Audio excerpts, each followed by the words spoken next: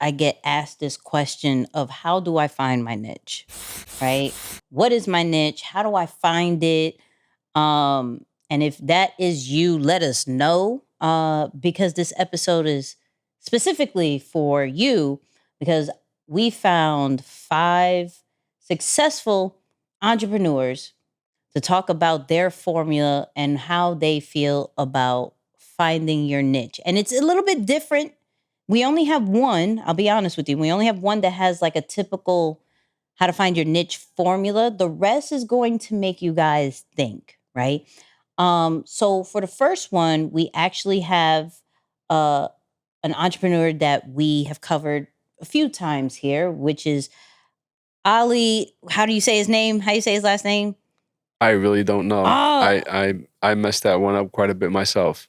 anyways, if you're watching the video, this is his name. Isaiah will put it on the bottom as far as his last name. Ali Abdal. I don't want to butcher his last name, but you know when you hear the voice. And this is what he thinks about niching down. What is my niche? Who is this target audience that I'm targeting with my content? And it's important to figure out, but it's not important to figure out at the start. At the start, the most important thing is to just actually do the work and get good at making YouTube videos or get good at writing. And then over time, your niche will emerge. So I'm not mad at this one, right? The reason why I'm not mad at it is because a lot of us don't start because we're trying to figure out the niche or the niche part, right? And like really, what am I really good at? But we actually haven't even put in the work to truly figure out what we're good at or where are the gaps. Like when you're actually in the weeds of things and actually doing your or being a part of your market, you're going to see things from a totally different open mind of what's happening and what's not happening.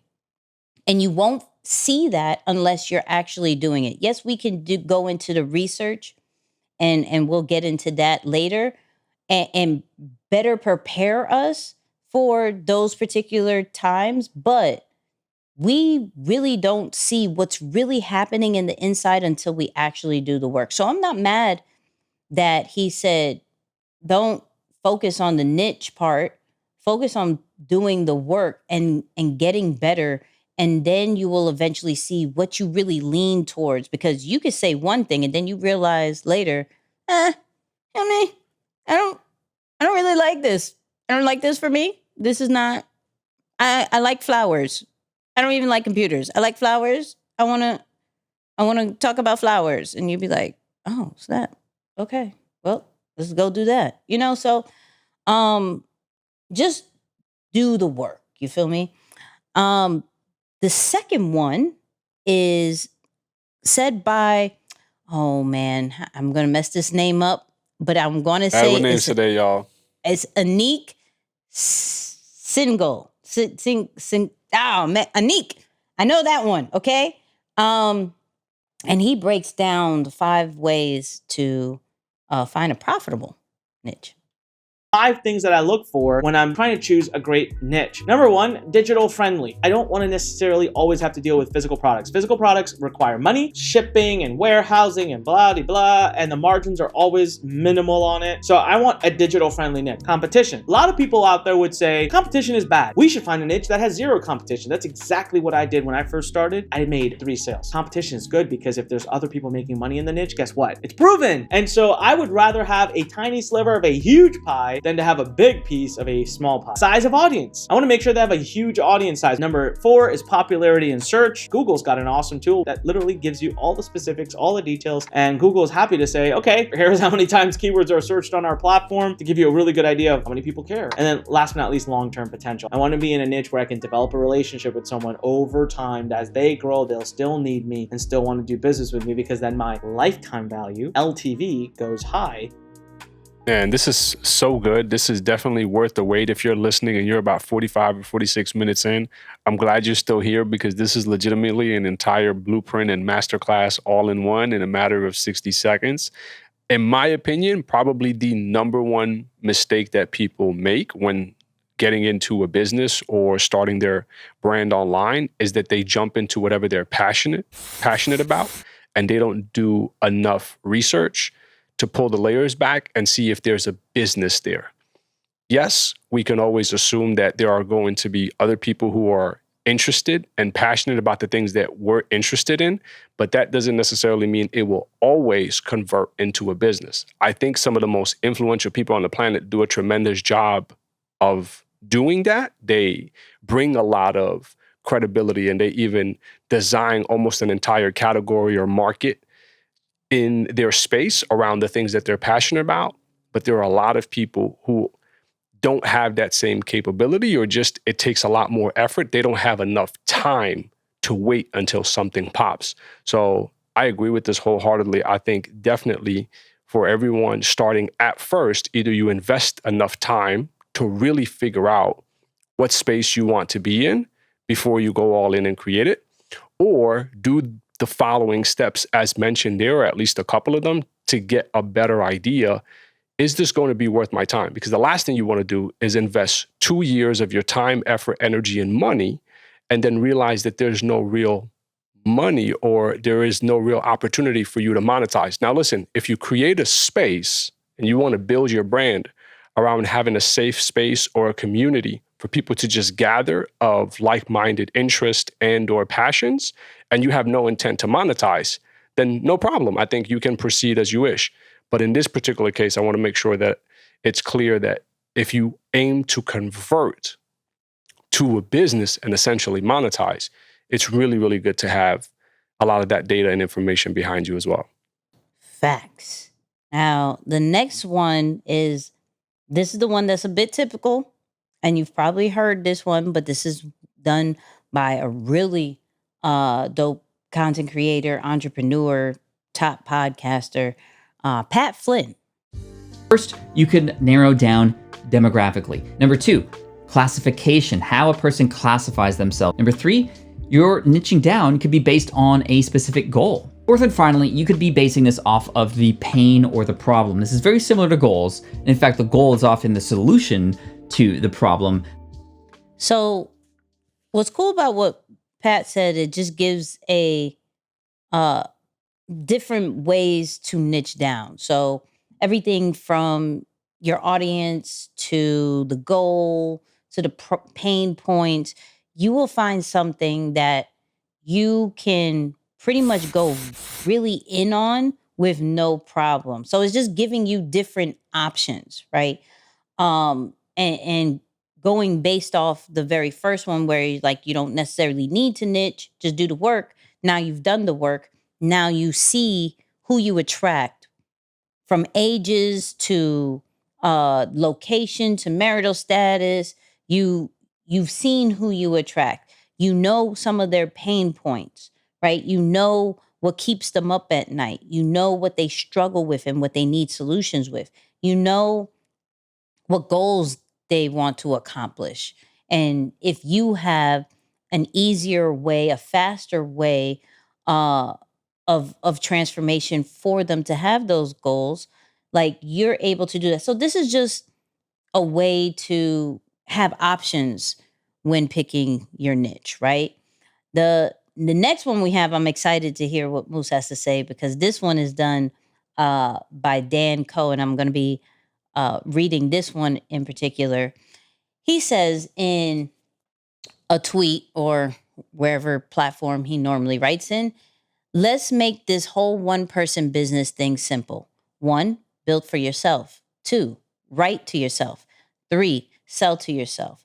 There are millions of people with the same interests, problems, and desires, and you only need to find a fraction of them. The most profitable niche is you. First off, Dan Cole, incredible writer, thinker. I love his videos, and shout out to you, Nix, for introducing myself, and I'm sure the rest of the listeners to him too, because I didn't know any of his content before this. But, and this is almost against what I just said previous to this around, hey, it takes a special person to do just that. And for me, I'll tie this directly into the flight assessment and say that I think the most influential personality types, those who are influential, charming, extroverted, dominant in nature, those are the ones who typically can do that because they start a trend. They're naturally they have almost this thing about them to attract others into their space. And so I think I'm at that crossroads now where I'm starting to really understand why there are people who are front and center when it comes to brand building, that is, and why there are some people that make you wonder, like, man, why doesn't this person have their own brand? Why do they choose to want to be behind the scenes? And I think it's for this exact reason.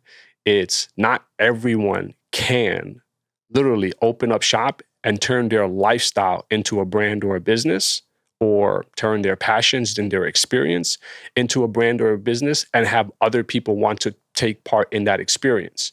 Because I'm sure someone's listening to this and saying, dude, have you seen some of the crazy things that are up for sale or some of the crazy experiences that are up for sale? And yes, I agree with you, but the way I make sense of it now in my business journey and in my business experience, I literally tie it directly to people's personality styles. And I have just seen that the extroverted personality styles that take their experience and monetize it, those are the ones that typically are more successful. And I have not seen introverts. I don't want to speak in extremes, but I have not seen a lot of extroverts do that successfully as much as the extroverts, in my humble opinion. I'm not mad about your humble opinion. I'm with that. Mm. And the last but not least of the 5 ways of how to find your niche is done by Sean Kennel from Think Media. This one is talking more about research.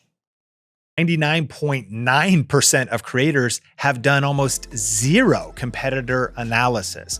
And I can hear the objections, oh, comparison is the thief of joy. I'm not saying compare yourself and get discouraged. I'm saying as a smart strategist, go look at what other options there are out there. Consider the strength of the enemy's forces, because the key that you're looking for is your unique edge, your unique difference.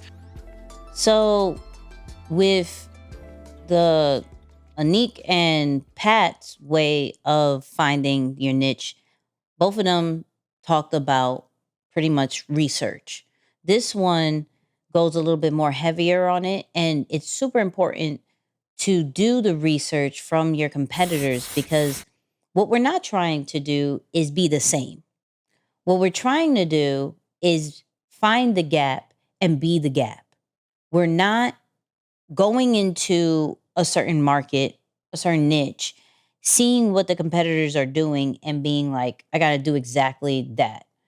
A book that I've mentioned multiple times and love to death now is Still Like an Artist. And to where we do have to look at our competitors, see the foundation, find certain parts that we like, and kind of make up our own style. But as well as us doing that and doing this research, we're going to also find what they're not doing.